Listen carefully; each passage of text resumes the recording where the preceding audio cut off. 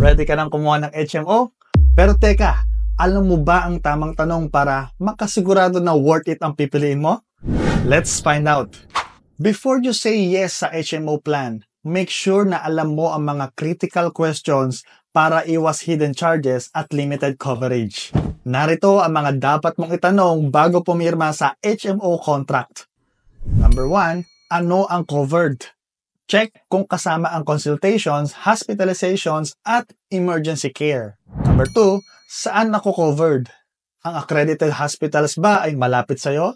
Importante ito lalo sa emergency. Number 3, magkano ang monthly premium at may hidden fees ba?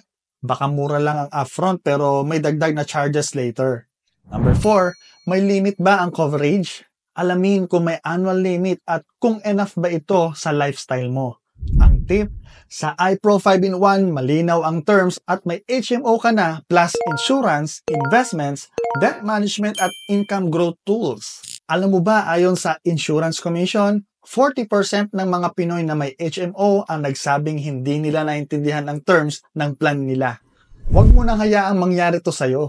Gusto mo ng HMO plan na solid sa presyo at complete sa benefits? I-share ko ang top 3 HMO plans na solid sa presyo ngayong 2025 sa next video.